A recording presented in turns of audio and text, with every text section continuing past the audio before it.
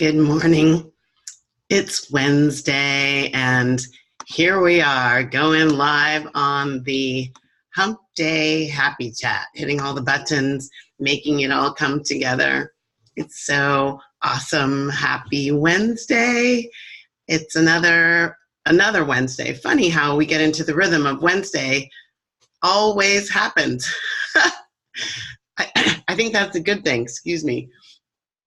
I want my Wednesdays to keep coming for many moons. I don't know about you, but I say no matter how old I get, I'm only halfway done. So that means I could live, who knows? My goal is 120.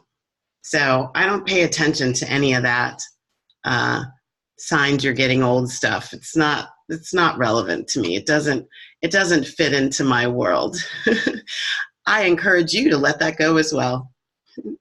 Good morning. I'm Valerie Shepard, founder and CEO of the Hartley Center for Mindfulness and Self-Mastery. And it's my great joy to be here with you today on the Hump Day Happy Chat, chatting about some life hacks to provide you with the opportunity to claim more of the happiness that is already present in your life and to bring more of that up and out of you so that you can experience it in a deeply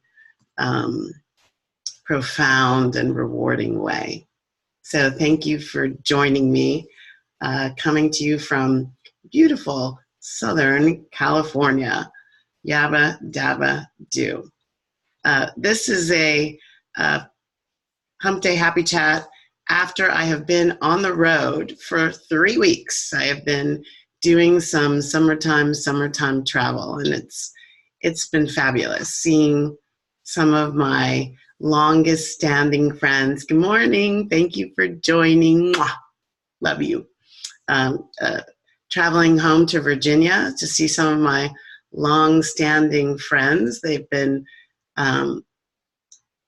with me, in me, around me for decades. Remember when you were too young to think anything happened for decades?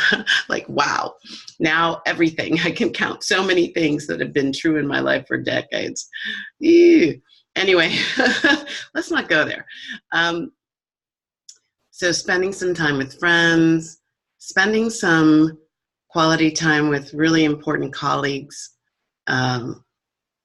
just intense gratitude and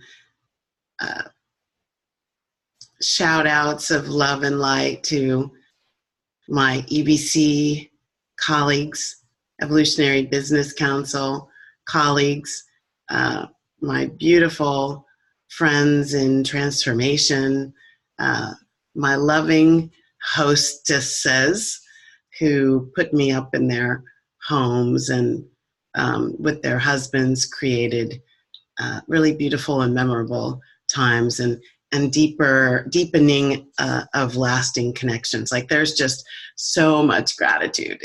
It's amazing the abundance that I experience in my life. And part of what is going on with these Hump Day Happy Chats is for me to give you the opportunity to enjoy that in your life as well. And I hope that's happening. I hope as you listen and put these things into practice, I really intend deeply that these things open up your heart and therefore bring in even more into your life like they've done for me. Good morning. I see people are joining us. Thank you for coming. Yay. So I am the founder and CEO of the Hartley Center for Mindfulness and Self-Mastery. I teach self-mastery because to me that is the key to a couple things. Number one, having what you want in your life. Self-mastery is about mastering you, this magnificent instrument that I am, mastering that in my life so that I can exquisitely manage whatever my life brings my way, right? All of it. And there have been some interesting experiences, like coming home from my trip and leaving my backpack and my phone with my credit cards and my money and all of that stuff in the Lyft car as I happily go into my house at 10:39 p.m.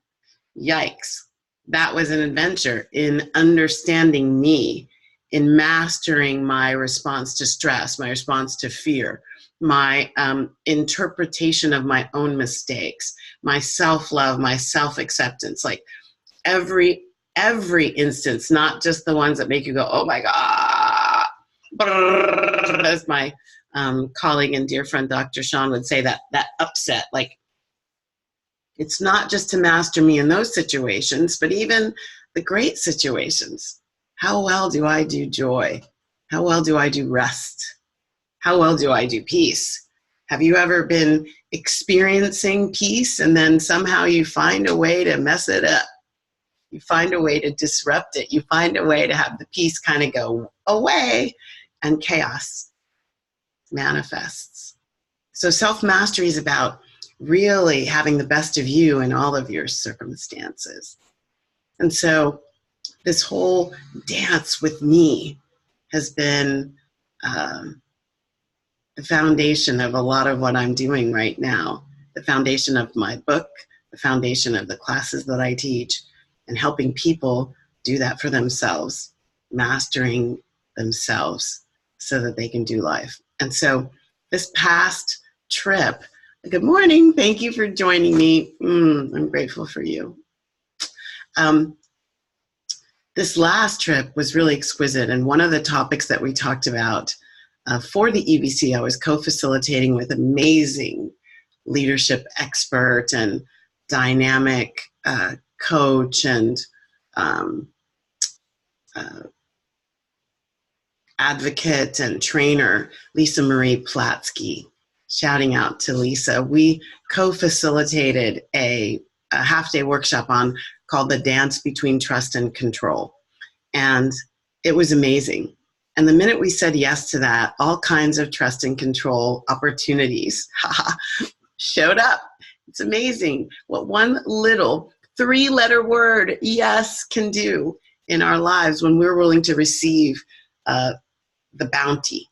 So this question of trust, we talked about it, and we shared some examples of how it's kind of manifested or presented itself in our lives.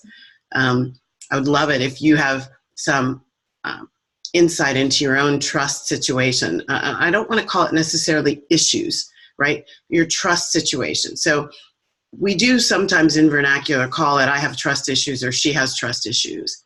And the dynamic is that, trust, if we're going to call them issues, so situations, areas where I'm not as adept at trusting, those areas signal potentially past hurts and pain that is getting in the way, right? It hasn't been resolved through whatever means, forgiveness work, or for even just coming into experience of it, right? It hasn't been resolved. So being unable to trust, or good morning, thanks for joining, being unable to trust or fearful about giving our trust away is that there's this fearfulness about giving our trust away. There's fear of betrayal, fear of humiliation. Mine is always fear of being taken advantage of. Some people fear being manipulated. I sometimes fear being shown up, like somebody's going to make me look stupid. And as an African-American and Black person in the United States, who grew up in some conditioning around what it means to be Black, and that it's often not going to support me in many situations, that people have a preconceived notion about what I'm capable of as a Black female, then to be shown up or to have somebody point out my inadequacies or my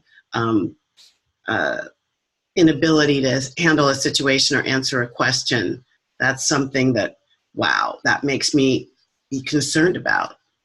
So the perceived risk of trusting can be too great.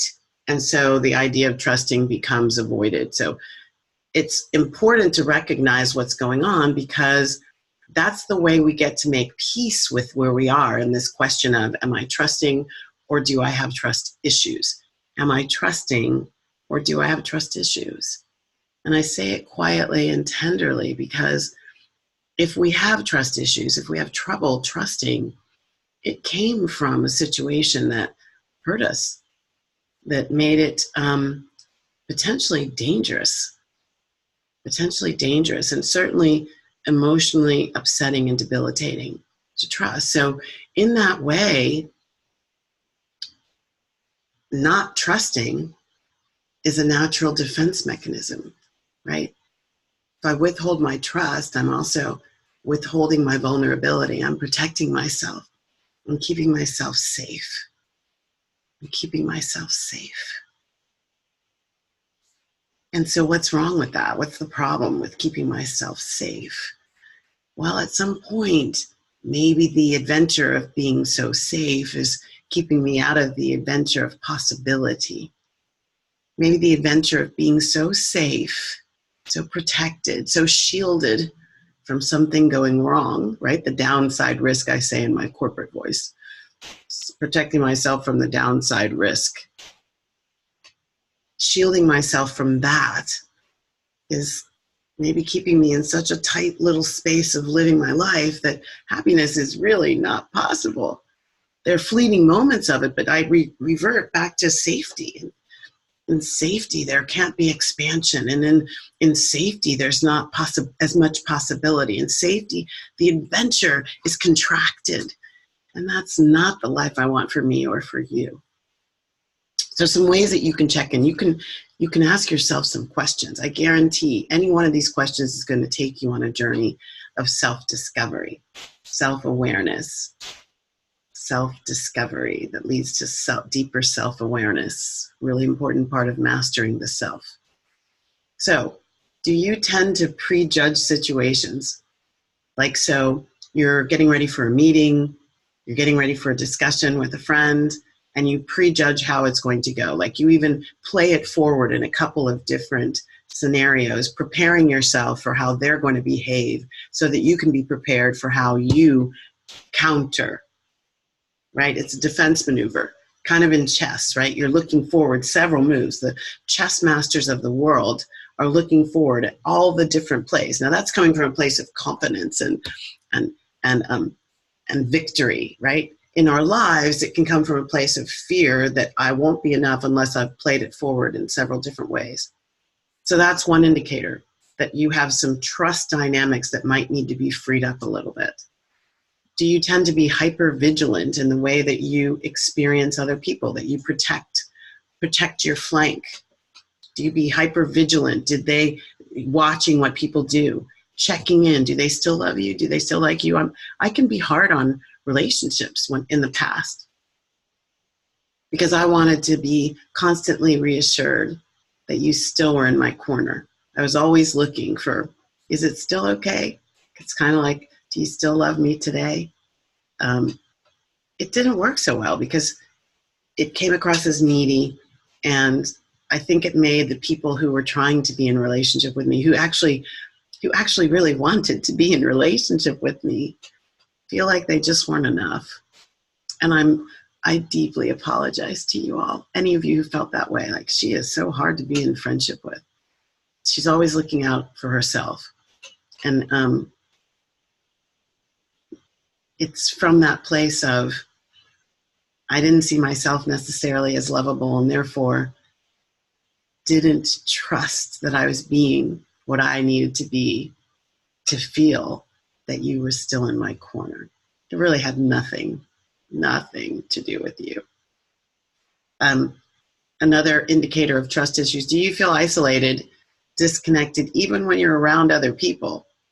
Other people are around you, wanting to talk to you even, but you just don't feel a connection to them. Are your relationships, do they tend to be surface relationships? Are you really talking about the weather and the news and the politics and that kind of surface stuff, and your intimacy is not a part of your equation? Why? Well, think of intimacy as into me see. And if I feel like I can't trust people outside of me, then I'm not going to let them see the deepest parts of me, even though I may think those parts of me are beautiful or funny or fun or any of those things. And how about this one? This is a really big one. When someone really genuinely makes a mistake, you know that you have some dynamics with trust going on if you see those mistakes as betrayals. If every time somebody makes a mistake, misspeaks, if you see that as well, if you really loved me, you wouldn't. You see that as a way that they've totally let you down and betrayed you. So again, a trust dynamic, an issue with trust is signaling there's a hurt there, there's a pain, there's a wound there that needs to be dealt with, that needs to be lovingly held. And think about this quote. I love this quote. If trust didn't require risk, it wouldn't be trust. Without trust, fear is your only option. It's the only alternative. This is why you shut down your life and live in a space of, I can't trust them. Here's another really big dynamic about trust. So you know that I teach from universal law perspective, a spiritual perspective about the oneness and connection. I also teach from universal law that the inner is reflected on the outer. So we think we can't trust them. That's not the truth. The real truth is I can't trust myself. So when I look back on all the situations, it would have been, I didn't trust the decision I was making about giving this person money. I made it about them. They haven't acted trustworthy enough. And so I can't give them money. But it's actually, I'm not trusting my own judgment about whether it's appropriate, whether the risk is a risk equation that I'm willing to receive, I'm willing to accept, I'm willing to dance with. I don't trust myself in evaluating the dynamics of the situation, in evaluating the character in the other individual. It's not about them. And when we put the trust dynamic outside of us, if only they would behave a certain way, then I would trust more, then we'll never trust because we cannot control how people behave. And in fact, will probably be shown through law of reflection and law of attraction how much maybe they can't, in order to help us to stop looking out there and turn our lens into what's going on in me. What am I afraid of?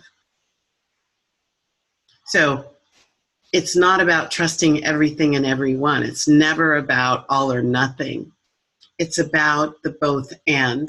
One of the situations where I can feel a lot more trusting of myself in making the decisions, in showing up a certain way, in being the magnificence of me that creates the possibility of magnificence showing up to match that inner reflective.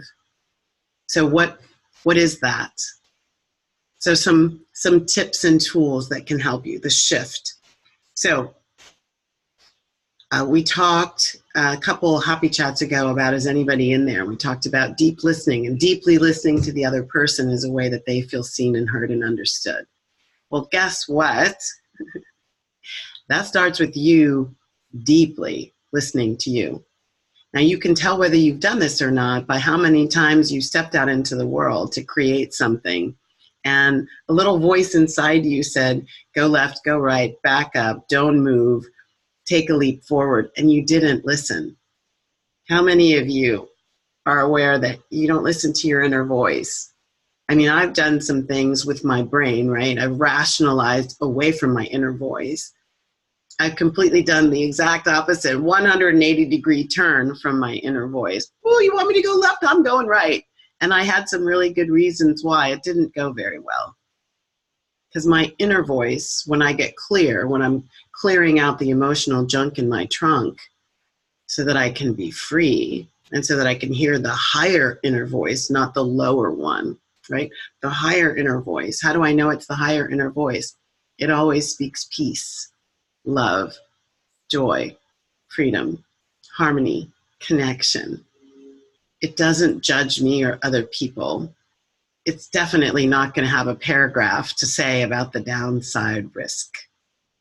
It's going to come with a feeling in my physical body that matches it, like expansion, opening, jitterbugs that have to do with joy, the bubbles of champagne. That's my higher self. When I feel contracted, when I feel, I know I'm getting a fear-based message, which isn't necessarily bad or wrong. Fear is not bad or wrong. It just is fear. And the question is, does it serve me in this moment to make a decision in that energy? That's all. Do not make your fear bad or wrong. It's serving you in some way, and it's a part of you. It's just to understand it and know when it is or isn't serving you. Trusting the self is about being able to be nimble and quick and flexible like seagrass in the ocean, to bend and flow and move with your life as it's showing up. Mastering you and your life so you can exquisitely manage whatever your life brings your way. So deep listening, connecting to you. Meditation can help you with that. Acceptance of you wherever you are, that breeds trust. Making it okay that you're in fear. Making it okay that maybe now I'm not going to make a decision. My grandmother and my mother used to say, when in doubt, don't. When in doubt, don't. Take a pause. You don't have to make every decision because there's somebody on the other side of the table going, what's your decision? You know, we've gotten into that in our society because everything is a buy now or lose it forever. This is only available to you today. And that's great. For people who know this is going to work for them, they can have it. And sometimes you need more time. And so trusting that inner judge, that inner guidance that says, maybe this is not the right thing for me and I might lose out on this offer.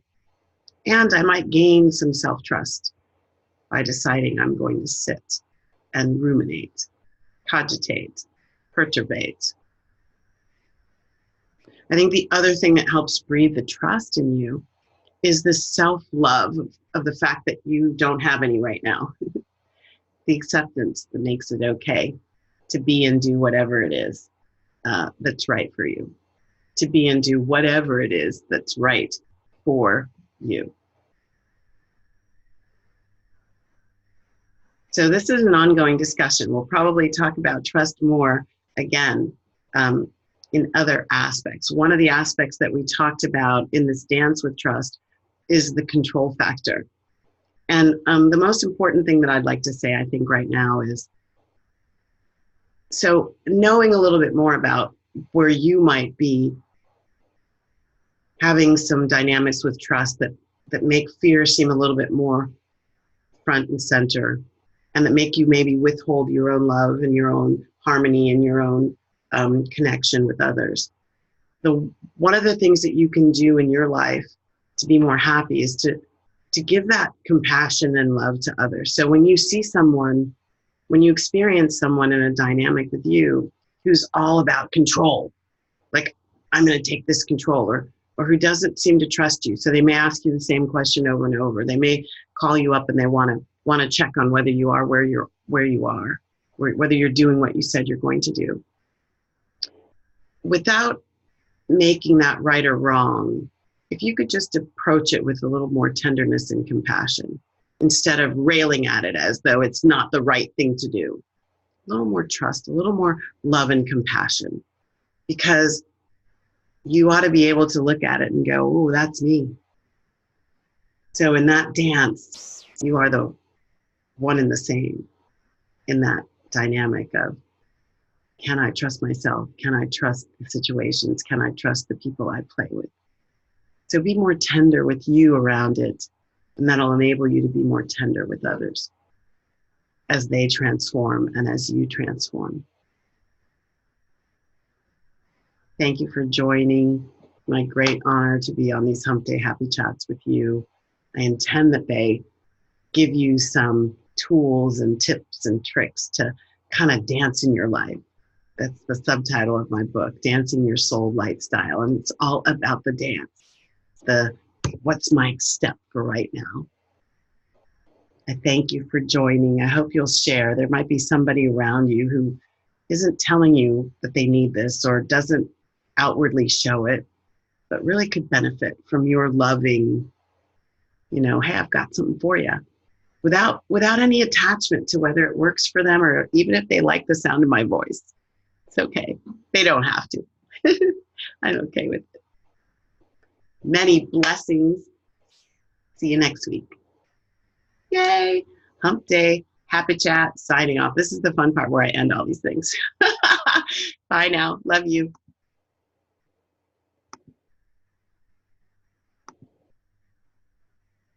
See ya. Many blessings. Stay well. Be happy. Ciao.